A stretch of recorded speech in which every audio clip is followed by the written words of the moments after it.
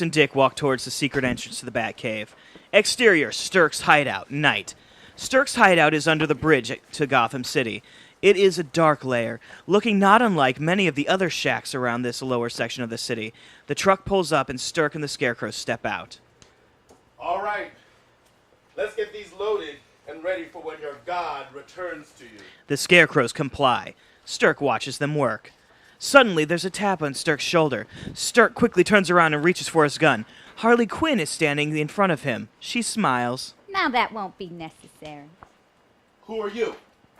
The one who saved you and your little army here. I'm still waiting for my thank you. Maybe you'll get it when you tell me who you are and what you want. Harley Quinn. She bows just as she did when she was still in the circus. Cornelia Stirk. And now that we've eliminated all needs for name badges, what do you want? Same thing as you. Batman. On his knees. Begging for his life a half second before it ends.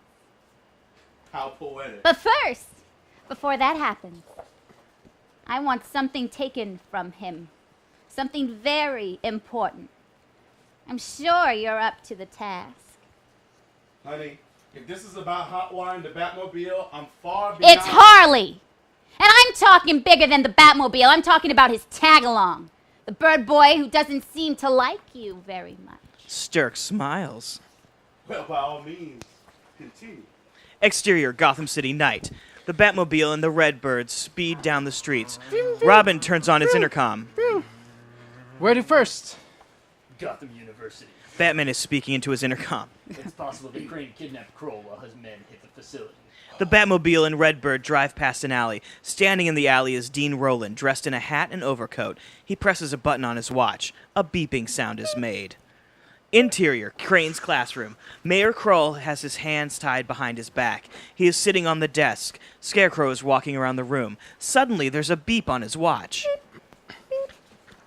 Excellent. Batman must be close, which means it's time for us to make a departure, Mr. Mayor. Exterior, Gotham University, night. Scarecrow is pulling Mayor Kroll out of the college. Cornelius Stirk pulls up in the truck, then steps out. Why are you here? You should be back at the hideout! I got a surprise for the Bat and Bird. Remember the plan. Don't kill the Bat. He has to see what we have in mind for him in Gotham City. Of course. Don't worry. This is just about the kid. I have something special for him. Scarecrow smiles. Then by all means, enjoy yourself! Scarecrow and Stirk put the mayor in the back of the truck. Once he is inside, Scarecrow sprays the mayor with his fear gas. Ah, it's the snakes! And this should provide my entertainment for the trip. See you in a few, Mayor. Mayor Kroll already starts screaming about the snakes when Stirk shuts down the back of his truck. Scarecrow gets into the truck and drives off.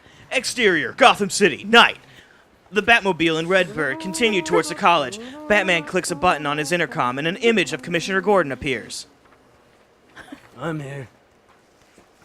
You obviously heard about the mayor. Yeah, my men are conducting a manhunt all around the city. Get them to concentrate around Gotham University. He may be in that vicinity. Right, we'll be right on it. Batman clicks the button again and the image vanishes. Exterior, Gotham University, night. Batman and Robin pull outside Gotham University. Batman steps out of the Batmobile. Robin gets off the Redbird. Both of them start running towards the school. We'll split up. You take the bottom floor. I got the top. Sure, just don't drive up there and everything should be fine. Will you stop picking on me about that rooftop thing? You should have thought of that before you cut my engines. Sure. Next time, I'll let you die. Oh, interior, Gotham University. All the lights are out as Batman and Robin walk inside. Batman walks up the stairs to the upper floor. Robin takes the bottom. Robin walks around cautiously. He switches on his night vision to get a clearer look. He checks the classroom doors. Most of them are locked. As Robin goes deeper into the school, he sees someone at the end of the hall. He presses a button on his night vision.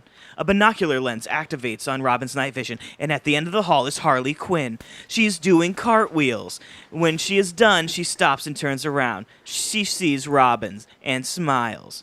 Interior, Gotham University. Robin watches as Harley smiles at him, then runs down the adjoining hallway. Harley? Robin runs after her. Harley runs down the hallway into the auditorium. Robin runs after her. He goes inside. Interior, Gotham University Auditorium.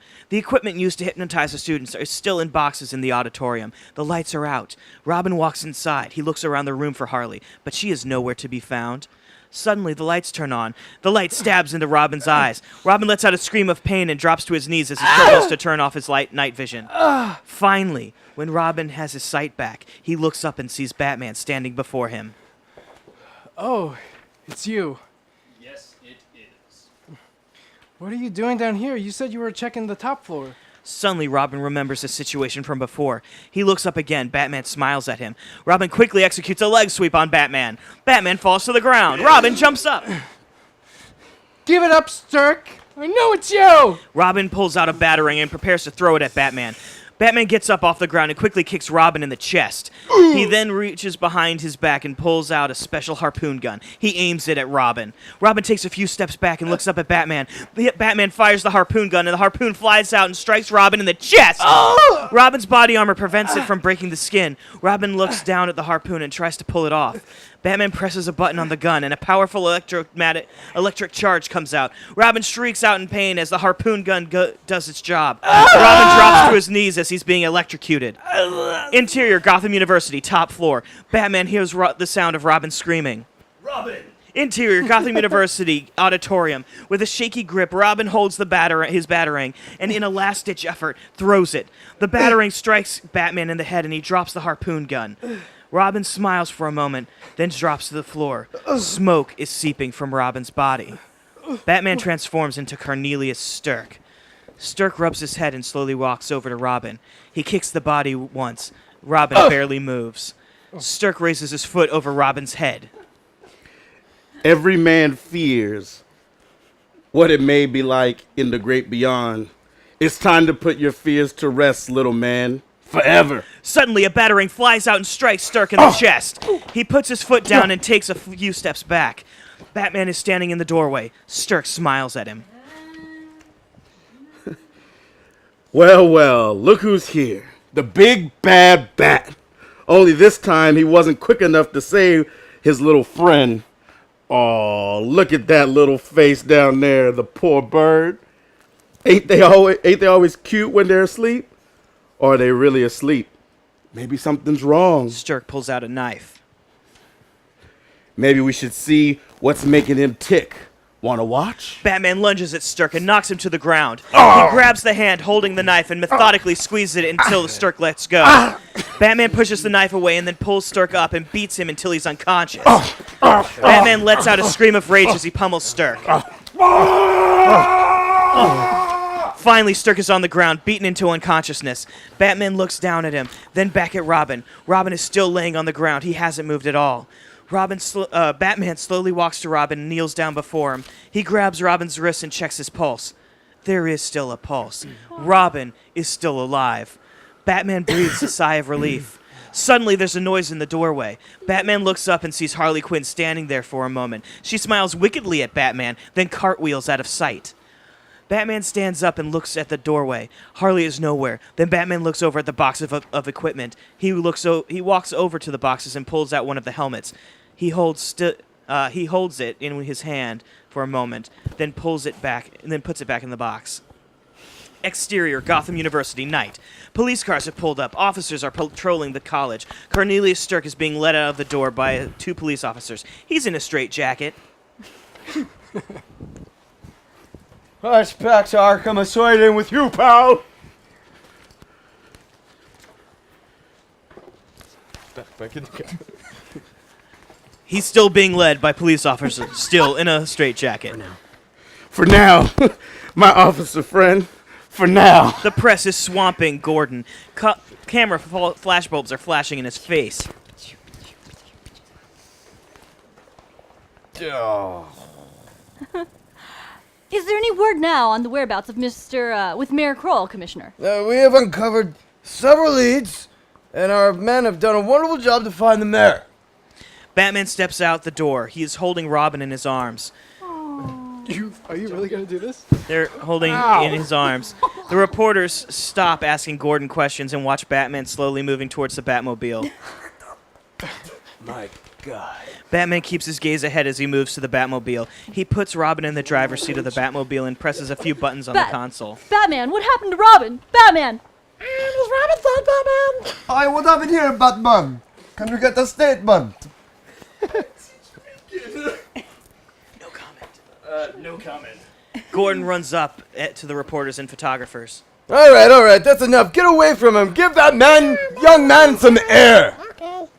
Get back, please. Get back, please. The reporters finally back up a bit. The photographers continue to snap pictures. Gordon walks up to Batman, who is putting the finishing touches on his program of the Batmobile's console. Blink, bloom, blink, bloom, blink, bloom. I found some equipment in the auditorium. I'll be around to pick it up. It may have some answers. Batman? Batman? Batman looks up at Gordon. There is a great sadness in his eyes. Did Robin die tonight? Batman looks down at the console and finishes the programming. He then stands up and looks at Gordon. For all intents and purposes, yes. Without saying another word, Batman activates the Batmobile and it drives off to the Batcave, automatically. Batman gets on the Redbird and drives off, following the Batmobile. Gordon gives a concerned look as he watches Batman drive off. One of the reporters, who is still close enough to hear Gordon and Batman's conversation, quickly writes down what he hears. Exterior, Gotham City, night. Batman flips a switch on the Redbird intercom. Alfred, Savvy, yes, sir. Robin's been seriously injured. We'll need some hospital equipment ready for him. We're coming in. Good heavens. I'll get started right away, sir. Batman turns off the intercom. He drives in silence. Exterior, Gotham University, night. Gordon walks over to his car and grabs the radio. Grabbing the radio. He has trouble with his radio. Guess what do we got? Well, sir, my men have checked through everything, all the classrooms. The only thing we found is the box of equipment you were told about. Good. Make sure all of the equipment is out of the building and close up. The kids have school here in the morning. Yes, sir. Exterior, Gotham City, night. Harley Quinn is standing at a fair distance away from Gotham University. She has her hands on her hips and an angered look. Damn it. There is a sound of footsteps behind Harley. She turns around and sees the Scarecrow standing before her. So, you must be the other end of Stirk's short-lived partnership. And who are you? You may call me the Scarecrow, and what may I call you, my little Harley Quinn? You're close. That was horrible. You're close. It's Harley Quinn. Scarecrow nods. Well, Miss Quinn, I must say that you have earned my respect for the plan you have concocted tonight. You have done what so many before you could not have. You hurt the Batman. Very impressive. Well, I had to. He hurt me. Oh, how so? He killed the man I love. Scarecrow starts walking around Harley, observing her. So, by taking away the most important man in your life, you have done the same to him. I appreciate your style, Harley. Someone of your caliber would be useful to my master plan. Your master plan? Fear, my love. Gotham is a city consumed by fear, and Arkham Asylum is the powder keg at the center of it all. Soon, very soon, we'll put a flame to that powder keg! So suppose I come to help you. What do I get out of it? Well, you will get to watch Batman's beloved city come crumbling down upon him.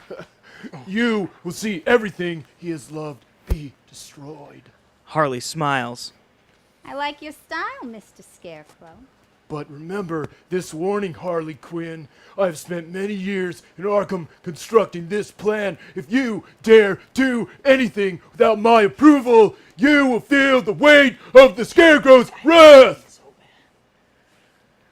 Interior, Batcave. Batman and Alfred are getting Robin's costume off. Gross. Ew. For a while. Do you want me to just take them for a little bit? Is the bed ready for him? Yes, sir. All the equipment is set up. Interior, Wayne Manor bedroom. Dick is out of his Robin costume and lying in bed. There is hospital equipment all around his bed. Alfred is tending to Dick. Batman is still in costume, standing a distance away. When Alfred is finished setting up all the equipment, he walks over to Batman. It looks like he took a bad shock, but I don't see him slipping away from us.